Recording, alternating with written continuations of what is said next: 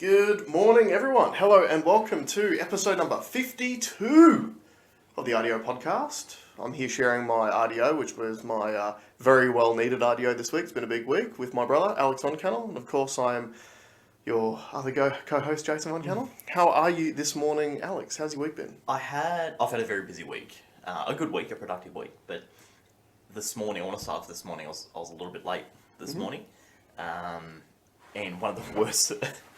I had a situation where my exit routine out of the apartment was upset and was almost catastrophic. Okay, here we go. So I live in an apartment and we have a lift that takes you down to the basement where my car's parked. So everything's good, walk out, I have a man bag. Okay, I walk out, I jump in the lift stinks. Alright. And it's never smelled like this before. So can you describe the smell to us? It was like BO times 1,000. So a hobo slept in your lift? Well, I feel like it was worse. Okay. It was disgusting. Right. And yesterday, no problem. So I don't know if something spilled in there, or if Maybe homeless there's people like... had an orgy. Or maybe there's like a dead possum on the top of the elevator or something. Yeah, it was disgusting. So that kind of threw me up a bit. I'm looking around, like, I'm sitting there going, like, what is this? You're like, is it me? Yeah, no, definitely not me, because I check. So, as I go down, the door opens. I step out, and I'm... Please tell me there's someone else at the door that then thinks that smell is you. No. And I'm kind of trying to have two doors open at the same time to let the lift air out. So I've got a foot back through the door, and then on my right hand side there is the door to get into the car park. Right. You need the key for that door. Okay. So I pull the key out of my pocket, I put it in, and I and you shouldn't do this, but I turn the lock and I pull with the key. Yeah. Okay, because my other hand's got my bag in it. Yeah. Anyway, Satchel. the key flies out, slides across the ground, and I thought disappeared down the elevator shaft. And I'm there going, oh no. So now I'm holding it open. This smell is pounding my face. So this key's a standalone key, or is it attached to your other keys? This key's got my buzzer to get out of the my car out of the basement. Yeah. It's got my house key, and it's got my letterbox key on it. Okay. And the smell is still pounding my face. And I'm starting to sweat now. And I've got my phone on with the light, trying to look down there, and I can't see anything. And I'm like, even if I could see it, now How do you what? get it? Yeah. It's like a meter, maybe just over a meter down, and there's stuff down there. Like, this has happened before. So this is down the elevator shaft? This is down the elevator shaft. Yeah. So you're not going to just send the elevator back up and then chance it and jump in there yourself? Oh, no, because it's only a 3-story building. So it no doesn't give time. you much leeway time if something comes back down. Yeah, no, that thought did not even cross my mind. I'm not getting inside an elevator shaft. Ever. If you were whiter, you would. No, dude, That's like the start of every horror movie. I don't even do it in video games. There's the ability to do it in, like, Call of Duty, which is a good segue. And the first time I did it, I died. And I'm like, I'm not going to elevator shaft, they're dangerous. Oh, so that's why you didn't go down today, because in the previous experience, you died Yeah, the first time you did it. Yeah, so, fair enough. anyway, Makes sense. then I'm looking around, I'm like, maybe it's not down there. And then, sure enough, it's tucked hard up against the... It bounced off the right-hand side of the door and slid all the way to the left-hand side in the crevice there, like 2 centimetres away from the crack. Yeah, well. So lucky. So lucky. Now, I was going to segue into Call of Duty, but I wanted to just say something first. Yeah. A couple of people were nice enough to reach out because I had spoken about I had not felt mentally healthy. And I just want to give people an update. I feel great. Cool. I feel great. And there was 2 things that I did. Sorry, 3 things. I made sure I went to the gym the 3 times that I'm booked in to go. Yeah. So I did 3. I went off coffee for about 8 days. Are you back on it now? Yeah. And I was getting the same vision pains that I have when I don't have enough vitamin B. Ah. And then I looked at my supplements thing, like, ooh, I haven't touched that for a while. Which vitamin B does support energy production as well. Yeah. So for those new people, I am allergic to vitamin B. It gives me pimples. I was gonna say, like, even this morning, your skin probably has never looked better. Yeah, and I thought, okay, I'll just remove vitamin B from my diet, and I'll be fine. But then I started to get like sore behind the eyeballs, and I kept on thinking my glasses prescription was out. I'm like, I need to go get a new prescription. And then I was starting to get fatigued, and falling asleep at 2 o'clock in the afternoon, and headaches all the time. So I've realised as long as I supplement, but not if I don't pound it, not every day, like every second day or something, have vitamin B, I'm okay. So I started taking the vitamin, and I did take it every day last week, and the week before, and Way better. Oh, night and day, night and day. So no, that's awesome. Really good to hear. Check your levels. You got to understand. You got to understand your levels. I think it's also important too to when you go through these periods to take a step back and think, what am I doing differently? Because I think oftentimes it's not the most obvious thing that might be causing the issue. I guess when you put it into like some sort of medical term or whatever, like it might be a question of, people who get like, I've got a sore lower back, and they think that there's something wrong with their lower back, but it might be you've got tight hamstrings or something like that. So it could be some other mechanism that's happening. So take a step back and sort of reassess on and change what's going on. Change something and then log the results. Yeah, do like a fair test. So change one thing at a time, see if it makes a difference, and then go back and change the next thing. And so I don't think it was the coffee. I think it was more the B, but it's good to get off, because it is a very addictive substance. caffeine. Yeah. Oh yeah. And I get this headache, so because I take a week off caffeine every sort of maybe once a year, twice a year, and I get this really unique headache, which is right at the very top of my head. Yeah, you were talking about it the other day. So yeah, it was good to be off it. It makes the first sip of coffee after that absolutely delicious. So, but thanks for everyone that checked in, and I'm back to my normal self. Usual peppy, steppy self. Yeah. It's really good, man. It's really good to hear. So, and thank you to the community for reaching out, because obviously it's a really nice thing that we're building here. So we appreciate it. So I wanted this week to talk about, and I don't think mainstream has really spoken about it. I know it's very much on social media because it's a tech-based thing, but I've watched like zero news this week. Yeah, neither have I. On purpose as well. It's been really good. Yeah. Blizzard Activision. Okay, Blizzard Activision is a game developer, creator. They used to be standalone companies. They've since merged. And just for a bit of backstory, these gaming companies are insanely massive. Yeah. I'm talking like Activision makes Call of Duty. Call of Duty makes $1 billion revenue in 6 months. Right? This is the kind, like, these companies are worth billions and billions and billions of dollars. They're called like a AAA gaming studio, right? Yeah. And they're in a situation where their work culture is so toxic that the state of California is suing them.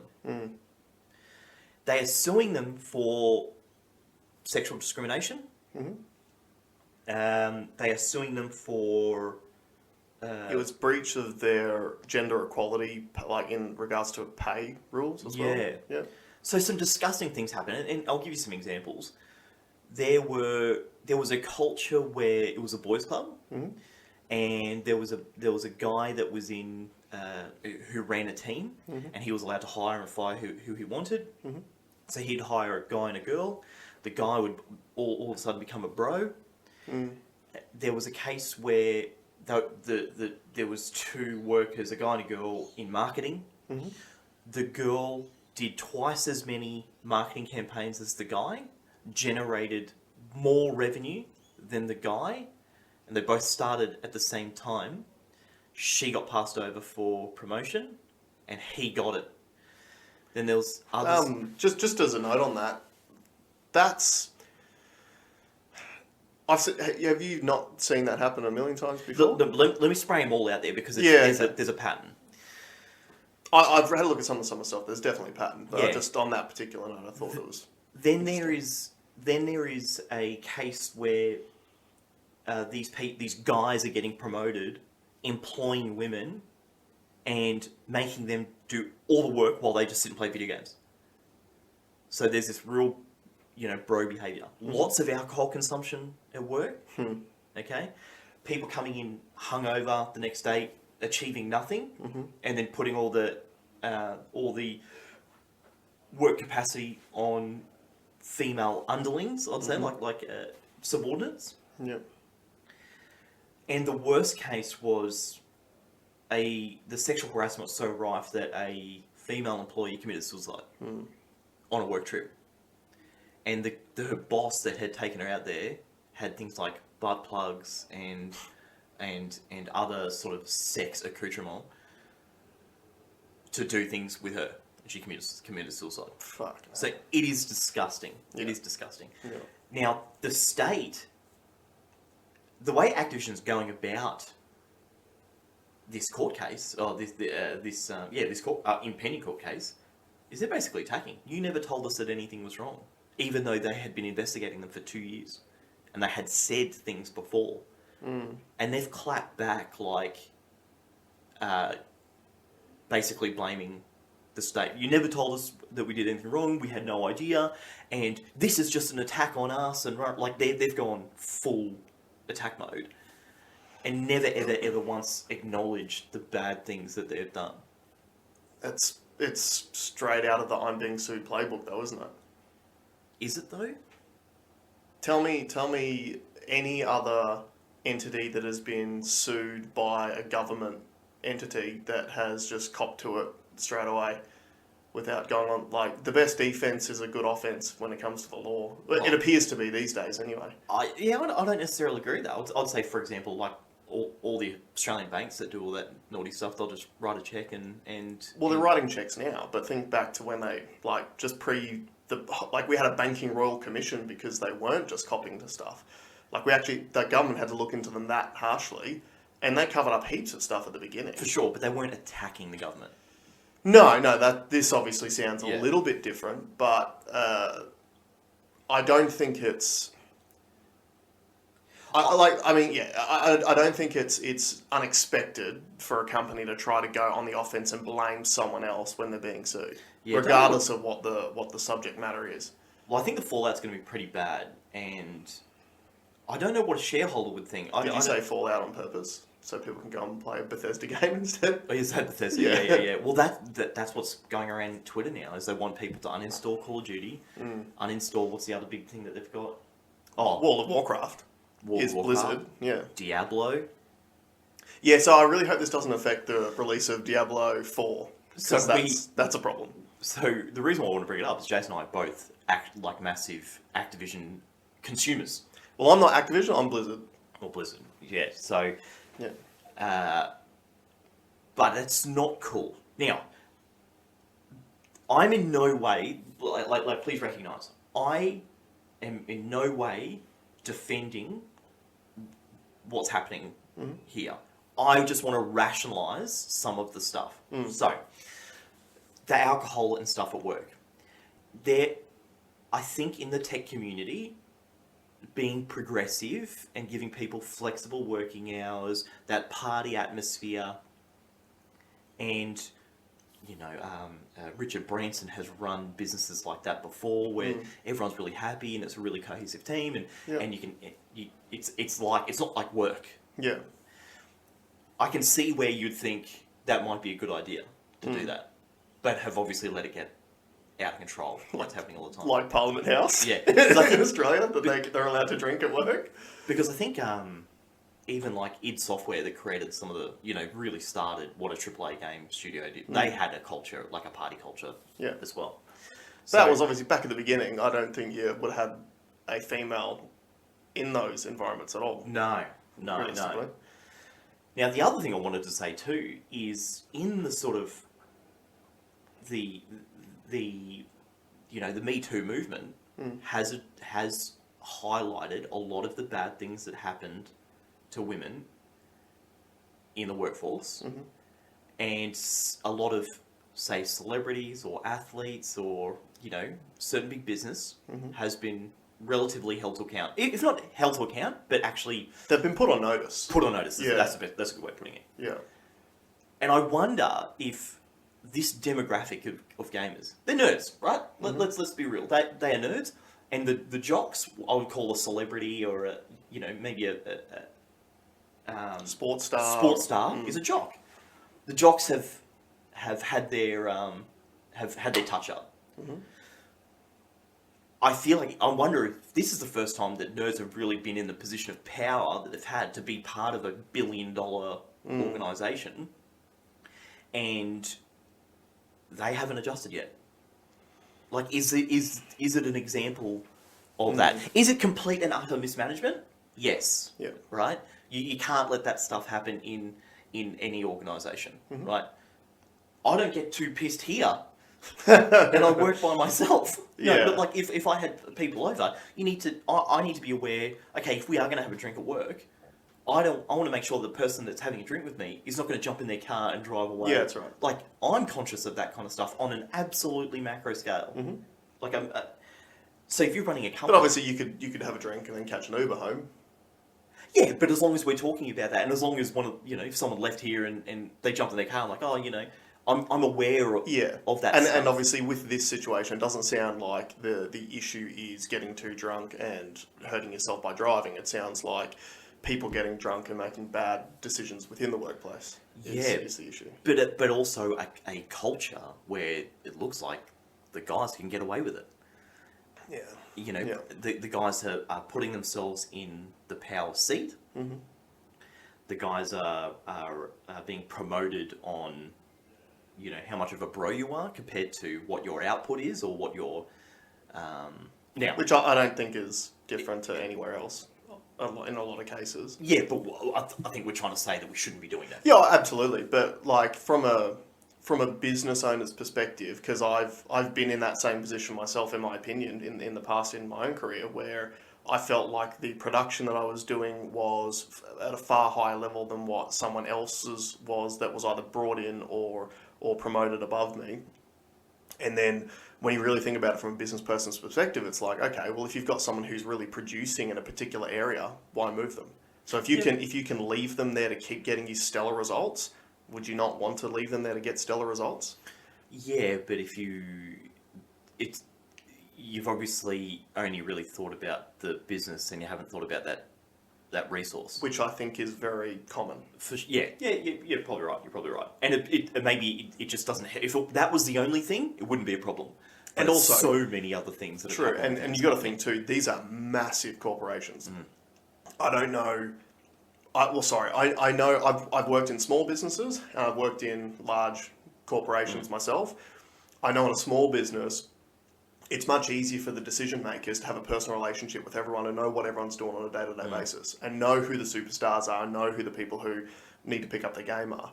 I think in a massive corporation, you might have I don't know how it works at Blizzard Activision, but you might have a situation where it's the decision makers are either a HR crew who are off-site or, the senior managers, senior leaders are off-site and then they just look at the numbers. They don't know the people themselves and, they don't know, and this is probably a little bit negative, but I'd say the majority of the places that I've worked in my career have been poor when it comes to taking into consideration people's own personal goals and their own personal, total worth to a company. Yeah.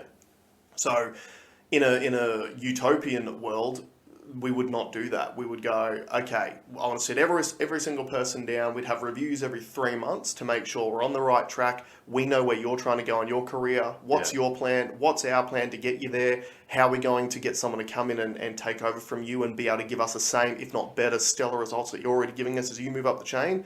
That would be fantastic. I don't see it happening in a lot of places. I've got some friends that work at some really, really good organisations who do these types of things, but they're few and far between. Yeah, I would say the ones that are being recognised for the work that they do are on the smaller side of business than the bigger side. I know one large company, which will remain unnamed, which does an extremely good job of it. But apart from that, I've not really seen a whole lot of good news. Like I spoke about last week, Amazon's got an algorithm that will fire you automatically after 3 years because it knows that you're at your capacity of what you can offer the business. Yeah, because Jeff Bezos' opinion is that people on the whole are lazy and they will do the minimum amount of work to get what they want. So, yeah, they automatically will fire people after 3 years because they know that that's the period where they've probably gotten the maximal effort out of those people without promoting them. And then you just get rid of them and you bring some other people in. There's also obviously all their stories now about Amazon firing people by an app on their phone too. So if you are a delivery driver and they've got unsustainable times that they're allowed to deliver an object and actually put the object together now and get back to the depot, and people just being fired by a text message on their phone now. But getting back to the Blizzard Activision thing, I watched something by Jordan Peterson a few months ago, and this is completely paraphrasing, but it's sort of an interesting point. And part of his point, like, gender dynamics in a workplace have always been a tricky thing in the relatively short period of human existence where it's actually been around. Because women have really only been in the workplace for 40, 50 years. Yeah. Let's be honest. Yeah. And out of that time, women have probably only had opportunities to climb the ladder in organisations for maybe 30 years. Maybe. Probably not even. Yeah, 20 years. it's probably closer to 20. Yeah. So, in human existence, this is a relatively new phenomenon, and I think that so many people and places and organisations are still trying to figure it out. Because, so if we just talk about like sexual harassment, and this is probably an unpopular thing to say, but sexual harassment can quite often be completely subjective.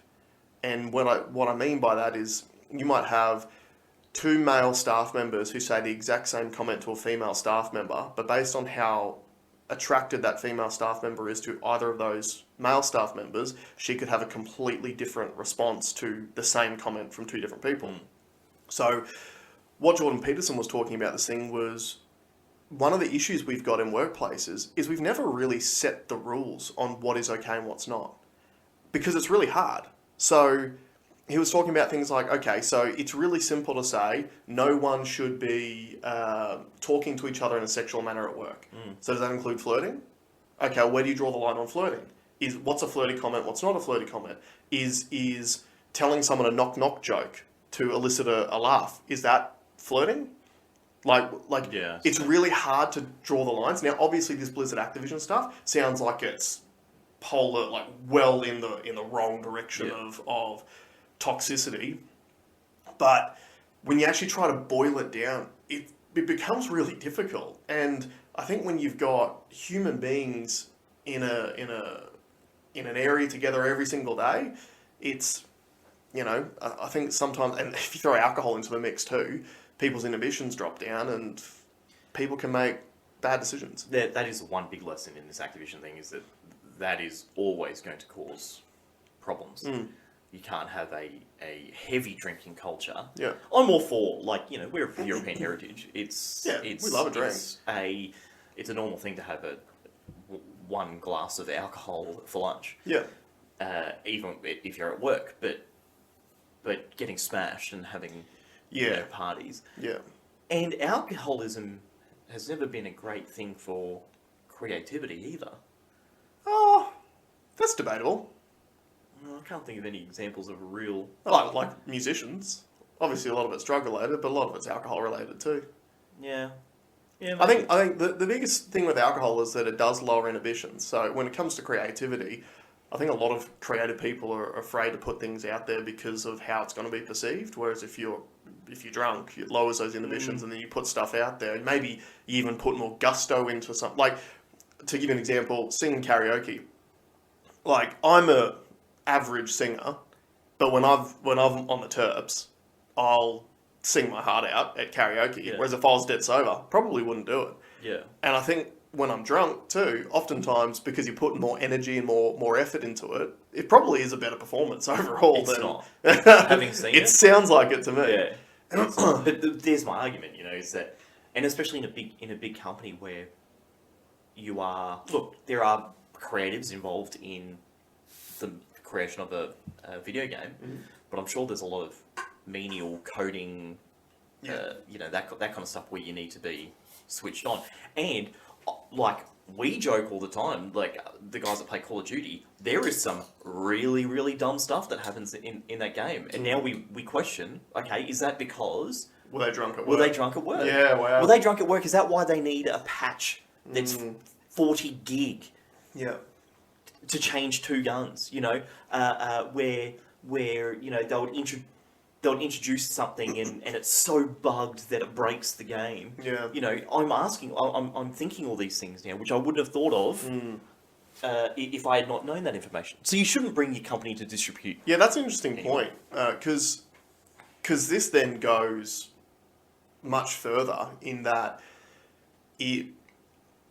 I think, gamers have always known that stuff needs to be patched, because obviously you've got deadlines to release things, you've got investors you're trying to keep happy, you've got your fans that you've set a release date for something, so sometimes you just got to get it out there. Like, what was that other game which was an absolute abortion?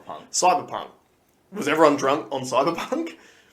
And the problem is, in the past, I think before any of this sort of alcohol culture or anything has even been spoken about, I think everyone largely in those industries was given a pass when you'd miss a deadline, or when they request more funding, more time, and most of the time the gamers on the other end of it, like, I just want the game. I just want the game. Just do what you need to do. Give me the game. Now, investors are going to be having the same thoughts in your head. Okay, well, should I be investing money in this company now that has a drinking problem?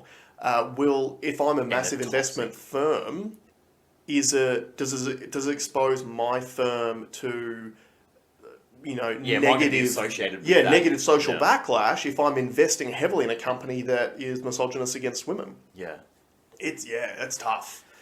And look, from what I can see, I want it to hurt. I want it to hurt them because they need. You can't do that. No. And there's no reason to do it like that. There is no good reason why you should treat women like that. There is no good reason why you should have a toxic and drunken working culture. Just to throw it out there too, though, I want to focus less on the alcohol thing, because I'm sure that a lot of this anti-female behaviours happen when people are dead sober. I don't want people to use alcohol as an excuse either. For sure. Because that excuse has happened since alcohol drinking began. I was drunk, I didn't know what I was doing. For sure. Yeah. No. So that doesn't excuse these sorts of behaviours. Yeah. So, look, it is something that needs to be spoken about. Obviously, it's interesting in that you made an interesting point where it's kind of like maybe this is an industry that, because it's never really had a large female presence in it, maybe they're 10 years behind, or 15 years behind. That's what I feel like. There's a lag. Yeah. And they're going to learn today. Yeah, well, it's going to be very costly. Because like you said, like, 2 of their games, so you got Activision side, which is Call of Duty, huge game, massive profits, and you've got the Blizzard side, which is World of Warcraft, huge game, massive profits. Now, it'll be interesting to see whether the user bases care enough to really have, it'll probably be an interesting indictment on society to see how many people actually do switch off and how many people just continue to consume the product. Well, I'll tell you what my stance is. So, I was playing Call of Duty last night. Yeah. But when Battlefield comes out next month... Yeah, you'll switch to Battlefield. I'll switch to Battlefield. Are you gonna... Which company runs Battlefield? Far out. Because maybe you should do your own research into that company too. No, because they might be worse. It's different. No. Oh, yeah, sorry. Yeah, you don't even know, right? Maybe I should, but, And in fairness to me, the only Blizzard game I actively play now is Diablo 2, which was released 20 years ago. So there would have been no one woman in the workplace back then. So isn't that a problem? Well, yeah, it is. Yeah. It is probably half the issue, you know, and it's tough, right? Because like a lot of these social things we're trying to navigate at the moment, a lot of them they go back to basic human biology. A lot of them. And that's why it's funny. Like you keep having the same stuff repeat over and over and over and over and over again, and you're right. It's like, so you've got an industry which has never really been hugely experienced to a female exposed, to a female workforce. Suddenly gets female workforce, and then suddenly there's issues. And you might have had people working in these companies for 15, 20 years because that's their passion, right? And yeah, I don't know. It's just an interesting part of human behaviour for me. The only biological thing that I pull out of it in this case is men worrying about their standing and doing whatever it takes to keep themselves above. That's the way I see like this kind of misogynist behaviour. But that would also be, I mean, that's happened forever as well. But I don't think that that's typically an anti-female thing. I think the typical man who's worried about the status is going to compete with the men and the women.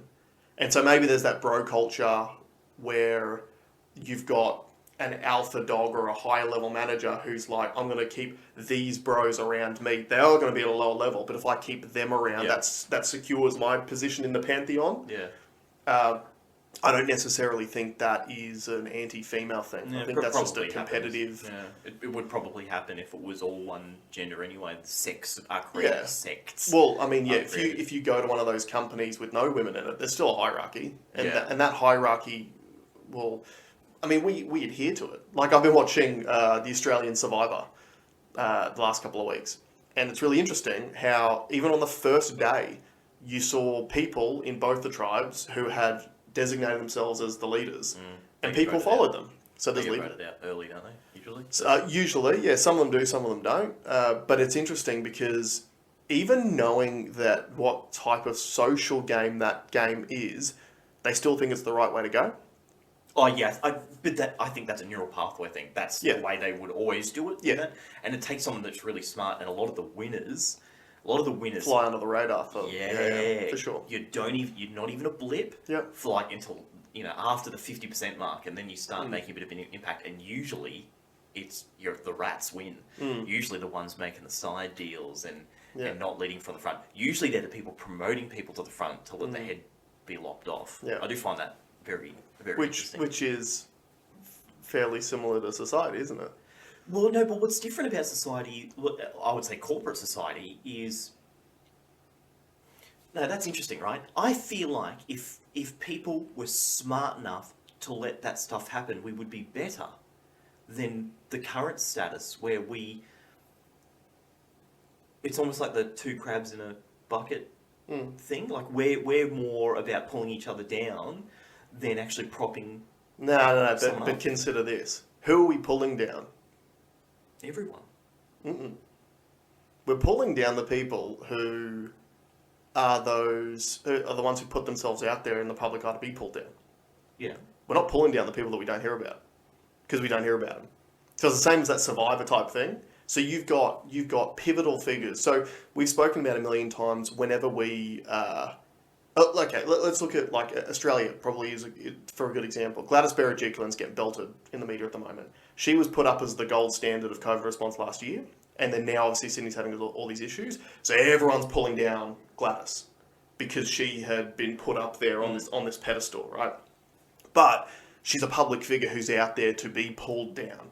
Whereas I'm sure there's many people involved in politics, involved in large-scale corporations, involved in high-level sport, who aren't actually putting themselves up to be some sort of figurehead they're not a target. They're just operating in the background. Yeah, but are they winning? The good thing about that show is that there's a clear winner out of that. I think a lot of them are. I mean... maybe they win in longevity. Well, a good example, you've seen the movie Vice, haven't you? About Dick Cheney? It's probably a good example. So George W. Bush was the figurehead. Everyone wanted to belt George Bush, and Dick Cheney was pulling all the strings in the background. Yeah. And he won with his involvement with the company Halliburton and rebuilding all the homes that they were destroying overseas. He won. Yeah. Like, there's a lot of those guys, I think, who are playing the survivor game the best, who are in the background, who are not public figureheads. We don't even know who to pull down because we're too busy trying to call out some of the smaller fish. Yeah, that's a good point. That is a good point. It is a bit like that. But look, I guess getting back to the whole Blizzard Activision story, I think that it's going to be very, very interesting to see what happens out of it. I feel for women in general at the moment because obviously you had the Me Too movement and that did cause a lot of friction. It's caused a lot of change, a lot of social change, which I think on the most part has been positive. Mm-hmm. I think it's caused some negatives, but so does everything. You know, no social change is going to go without resistance, yeah. Right? But I feel to a degree that we're sort of moving past it already. It's like women have fought so hard for like equality of, you know, workplaces and et cetera, and you know now we've moved into the next phase already, which is obviously the trans phase. So you look what happened at the Olympics, and you've got that New Zealand lady who won the gold medal in the weightlifting. Did that happen? That happened, yeah. That happened this week. So a trans male to female, Laurel Hubbard, I think is her name, just won gold. 35 years as a man. Yeah, and was a competitive weightlifter as a man who never won anything, and now, I mean, I think I'm not sure. Don't quote me on whether or not they've undergone a full operation or anything like that, but regardless of that fact, you still got someone who spent 30 years as a biological male competing against women in a weightlifting event who's then gone on to win gold medal. Like, it's... And it's unpopular to say that that's not okay. Yeah, I don't know how women aren't blowing up like that. Because it's unpopular to say that that's not okay. It's the end of female sport, isn't it? Well, yeah, like, potentially. And it's, you know, it's really unfair. It is really unfair. I'd not thought about it the way that you said it, but yeah, we have kind of glossed over it in a way. That the two things only been a couple of years, and then... And where does it stop? Like, so we've already got... I mean, like, I was thinking about this during the week, because obviously the Olympics is on, I've been watching a lot of it. The Olympics is already very segregated. We segregate people by country. Mm-hmm. We segregate people by weight class in weightlifting, for example. Mm-hmm. We segregate people into heats, and then we make them all compete. It's a very... You know, we've got the Olympics and we've got the Special Olympics. So we're segregating people by capability. Mm-hmm. So where does it stop? What's the next thing? Can someone identify as disabled and go and compete in the Paralympics and take out a gold medal? And will you be shouted down from the rooftops by saying that that's not fair? So I had lunch with a friend who is so disconnected. He watches no news. He spends no time on social media. Mm-hmm. And he had no idea that any of this stuff was happening. And I envy him. Yeah. Because in a way that not having to partake in the hysteria. That's the best word for it. Is the nicer place to be. Yeah. And it's tricky. I don't have a solution to it. I think, well, like I said, I hated the Olympics until Bruce McAvaney told me not to. And, I actually haven't watched any. I've watched bits and pieces. I don't watch all the traditional stuff that Aussies watch, which is the swimming where we do really well. Like, we are doing really well overall. I can't remember if we've won any additional yesterday, but I know we're up to like 8 gold medals. Yeah. The women are cleaning up, right? Yeah, they're doing really well. Yeah. For now. Let's see next Olympics. Right. If the male to females start dominating. Yeah. You know? But yeah, it's been interesting because like the girls are going great. I think we've already equaled our gold medal tally from Rio and the London Olympics, so we are doing pretty well. Obviously it's just sad for me to watch a lot of the stuff. Like, I'm watching Olympic level athletes compete with no crowd. Yeah. Like, I mean, and you know, in sports, there's 2 types of people. There's people that thrive off a crowd, and there's people that it scares them. Yeah. So obviously, there's gonna be, you know, some benefit, some yeah, some sort of effect out of that stuff. I saw a funny meme that was like, USA not winning skateboarding is just crazy to me. And then someone said, that's what happens when you send skateboarders that aren't stoned. Yeah, well, look, that's a whole other thing, isn't it? That lady that got rubbed out, who was a gold medal chance for testing positive for marijuana, which we've spoken about, which she knew was against the rules. But then you go, okay, well, is weed more performance enhancing than being a biological male for 30 years? Oh, yeah. In a weightlifting comp? I don't know. And look, it's so...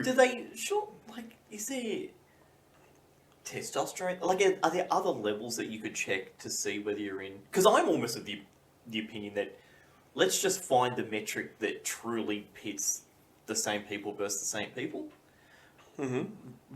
Gender, like, maybe that has nothing to do with it. Maybe it's purely body composition, and you had it in body composition. That's why I watch the MMA. It's the most inclusive, like gender inclusive sport on the planet.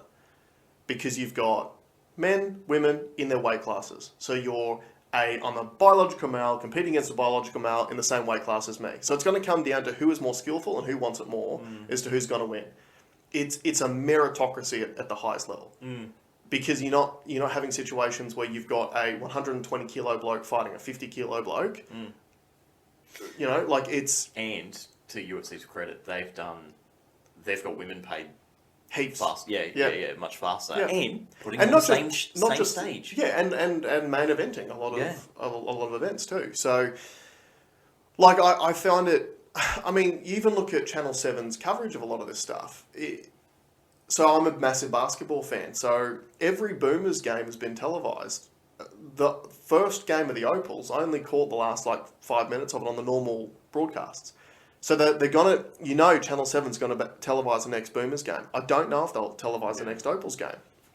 And it might just be down to teams which they think are potentially going to have more success. But the Opals have medalled in Olympics before, and the Boomers never have. So you would assume the Boomers never medalled. Yeah, we've never medalled in a major competition. We should have at the last World Championships, but we kept our two worst games for the semi-finals and then the bronze medal playoff. I thought it was always America, Lithuania, Australia. Well, we're ranked third in the world, but we've never medalled at a major competition. Yeah, interesting. And the worst thing too is we look really well. We look good. We didn't look great in our last game, but we still pulled out a win against Italy. But Aaron Baines, who's our big man centre who can hit threes, just injured himself. Injured himself during a game, and then apparently slipped in the bathroom, made it worse, so he's out for the rest of the tournament. So that could really hurt us. Why do I feel like naked slips are worse than clothed ones? Because you know that if it's really bad, they'll be lying on the floor, nude, moist, and screaming for help. It's like the most vulnerable position you can find someone in. Yeah, I do think about that sometimes. Like, I'm a pretty careful person, and I'll do little. Like if I'm in a shower that I don't know, like at someone else's shower, a hotel shower, whatever. I do like a little skid test. Oh yeah. Like when it's wet, I'm like, I need to know how much grip's here. Same with the motorbike. If it's raining and I'll get out on the motorbike, I'll actually do a little burnout just to see how much grip's on the on the bitumen at the time. So I've got a mental note of how far I can go. And I'm not an active showerer. I'm a pretty passive showerer. It's not like I'm doing... Not doing the running man in the shower. I'm not lunging in the shower. But you just need to know. And like those bath ones that are worse, the in bath showers, we've got a proper bath you have to step into. And it's usually on a tilt as well, too. Of course it's on a tilt. And it's got a curved, all the same colour, entrance to it. So, and if you're in a hotel too, you have had a couple of drinks, usually before you're going in, and you've got to be careful of these things. I'm 105 kilos. If I hit the deck, it's a lot of weight going down.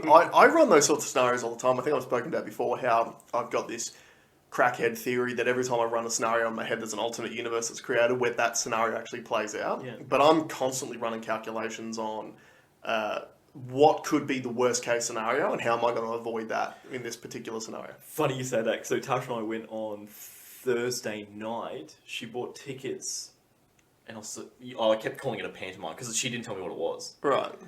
But it was basically an interactive horror experience. Oh, okay. So An we, interactive horror experience. so we rock up at this place. That's what we need at the moment. Yeah. We have a drink, and they've got this big warehouse, and they break you off into teams, and then there's like this ghoulish-looking person who does this little monologue, and There aren't any ghouls in here. Yeah. Only farts. yeah, and then That's South Park reference for anyone who's wondering. like season 1 South Yeah, Park, which is 25 years old.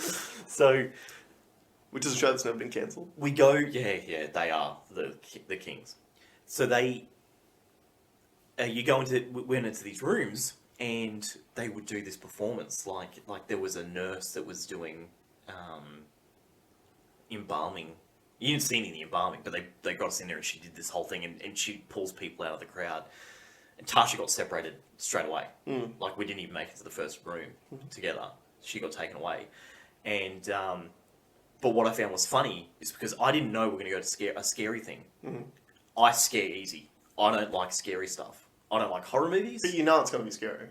Like, I knew once I got there, Yeah. but I had no idea what it was prior. Right. So I had no time to mentally think about it. But what I found funny is that there was a couple of guys like in our group, and we looked at things different. The guy's head scanning all the time. There was we went into like this hospital bit, and there's all these like, it looks like an insane asylum, and I'm kicking under the beds to make sure there's no one under there that can scare me.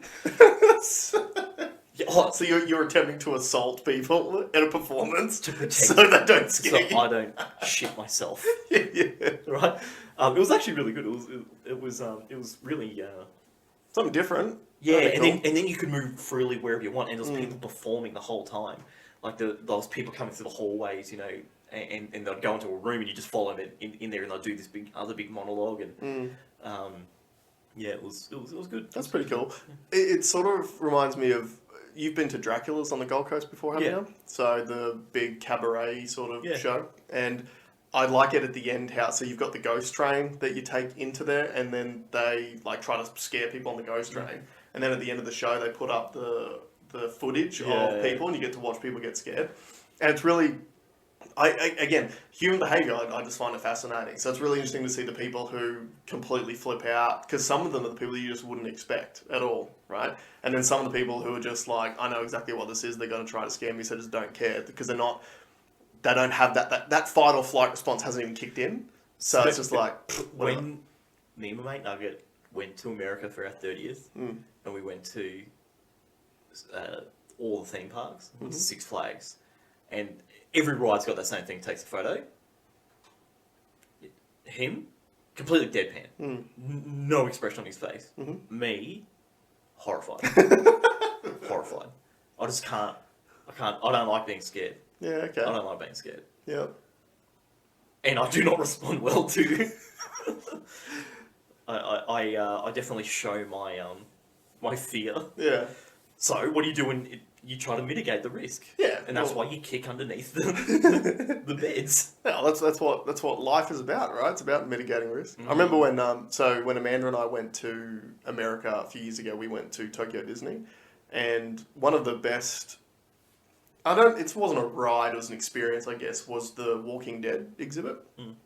And they do a great job of setting the mood, and it's got the dim lighting, and right when you first sort of walk in, there's like it's like a hospital setting, and there's like the doors which sort of open and like arms come out of it and stuff. Yeah. And Amanda hates being scared too. I'm not a huge fan of it. It's not like I don't watch horror movies or slasher movies or anything like that, unless it's something like Alien vs Predator, which is horror, but it's more of like a sci-fi geek type thing. Which I don't classify them as the same.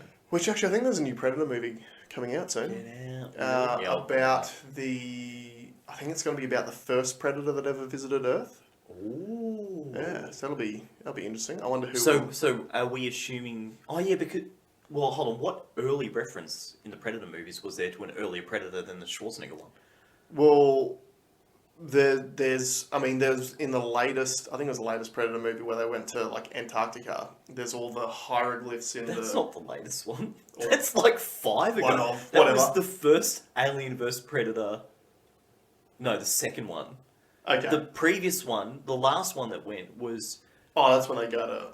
Was it the Predator's Homeworld? No, it was somewhere else. No. Oh, hold on, you're talking AVP? Because Yeah. the last Predator movie was the one where there's the kid that's got autism, and he's trying to get... Because they want to... And there's like a mega predator, like a really big one. Trying to get this autistic kid. Yeah. Because... So for some reason in my head, the last real Predator movie for me before Alien vs Predator had Danny Glover in it. That was number 2. It's going back a while. Yeah, and that was 1989. Yeah, but they've got all the... No, it wasn't. I think Predator 1 was released in 94. No, 80. 86. Was it? I'm sure. You've got your phone. You check that. Because, yeah, that was when... I love that movie. Predator 1 is an amazing movie. I'm sure it's 80s. I'm sure Predator 1 is... If I had to guess, I'd say it's 88, and then I think number 2 is like 89. Predator 1 release date... Oh, 87. Yeah. 87, yeah. And then Predator 2. And that's the worst one. Yeah, it was terrible. 1990. Okay, yeah. Great films, but they... Well, crap films, but they're... I like them. Oh, it's one of the coolest characters. That, like, as far as Yeah. creating a character and a world, concept, and especially blending the two, like Alien vs Predator, I love. But there is the references to the fact that obviously the Predators have visited Earth over millennia as it's like a rite of passage type thing, isn't it? Well, it's game hunting. Yeah. Yeah. But I think it's so like a young boy Predator comes over here, wins the game, and becomes a man. It's like a Yeah. like a bar mitzvah, Predator mitzvah. Yeah. Oh, I can't wait. That would be cool. Just remind me of that line from the other guys. Like, yeah, and then I had to shoot my way out. But what are you gonna do? Bar mitzvahs. Same thing. Now, I'm going to put this out here just so it holds me accountable. I'm going to do... So, for those of you who don't know, have you watched Jason's Not Just the Tip show on our channel? Mm-hmm. I'm going to do a one-off one, just about getting started in finance. Mm-hmm. So I've actually drafted it all. It's ready to go. I've done one that I wasn't really happy with, but... So, I'll probably put it out next week. Cool. I'll get it done next week. So Alex is going to tell you guys how to get started in investing and how to create an income, which you can then come and lose with me on Not Just a Tip every week. Yeah. It's been rough. Mine's more going to be about... So, because I want people to kind of learn from my mistakes. Mm-hmm. So I just do a bit of a timeline of my experience. Mm-hmm. And then just some like key takeaways out of it and just where to get started. That's what it's going to be. I haven't thought of a name. If you've got any cool names for it, put it in the comments, and as soon as it's out, we'll push it out. Yep. I'm hoping it should be next week. It's sitting there ready to go. I just need to film it. Yeah, cool. And I think that'll be some really, really good information for people because I even know it myself. The hardest thing about investing is knowing where to start and knowing what to do. And it might be all well and good to know, okay, I want to start investing. Well, how do I do it? Yeah. So that'll be awesome. Now, speaking of Not Just the Tip, just to give myself a little bit of a plug as well. So Not Just the Tip, I've decided I'm going to launch them Wednesdays at 12 p.m. So you can spend lunchtime with me, your lunch break. They're only 25, 30-minute podcasts where I'm basically talking about sports that matter to me. So I'm talking about, I love basketball, I love the UFC, I love NRL, I'm watching a lot of the Olympic stuff at the moment too, just various sports. But also, I want to shout out some of the people who have been getting back to me with what sports they're watching. So Duncan, for example, is getting me pumped up about all the Olympic weightlifting stuff because he's super into it.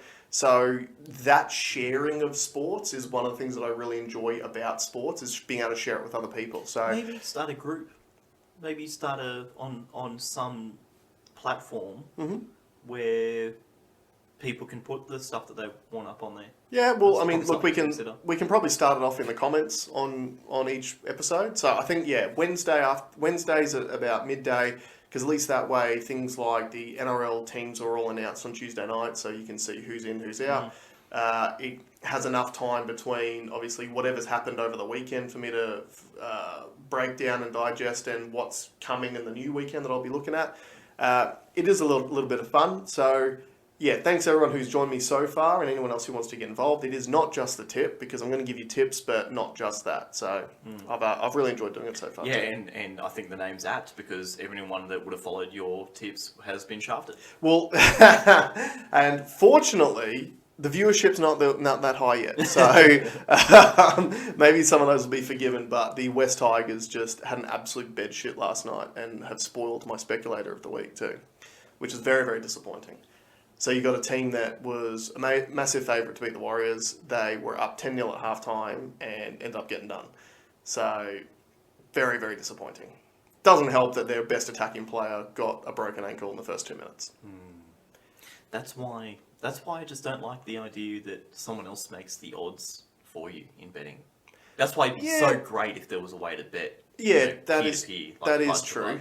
I really hope someone comes up with that. But it is also the reason why there is value in betting. So, for example, it wasn't like one of my locks or anything. One of the things I spoke about on the episode this week was, so the Roosters were playing the Eels on Thursday night. And the Eels were favourites. They were like paying $1.50 or something like that. Roosters paying $2.65. And I said that based on everything that I had seen, the Roosters looked like really, really good value. And they ended up winning 28-0. So you can 2.65x your money on those sorts of situations. I think I saw a stat during the week where there was an economist that had put together, and a gambler nets at the end of a year minus 15%. Which gambler?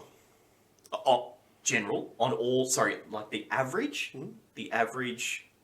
net result at the end of the year is minus 15%. Well, at this point in time, I'd love to net minus 15%. But the big wins will come soon. Because you've got to be in it to win it. You've got to be in it to win it. You do have to be in it to win it. 100%. Or that's the secret to life. Invest in it and win every time.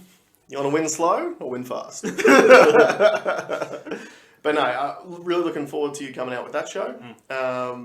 Again, Put names in the comments. Put some names in the comments. I've already suggested See My Invest as a reference to Mr. Burns' See My Invest story. Another 25-year-old reference. I'm trying to pitch this to people that aren't even that old. Like this, I feel like this is, well, look, if you we need to be putting this on TikTok then. If you are 35 years old, but you haven't invested yet, use it. If you're 20 years old, like this is even better. If you're 20 years old and you're watching this show, this is going to put you light years ahead. Light years ahead. Yeah, I definitely agree with that. Cool. So let's leave it on that note. Thank you very much for joining us. See you next audio.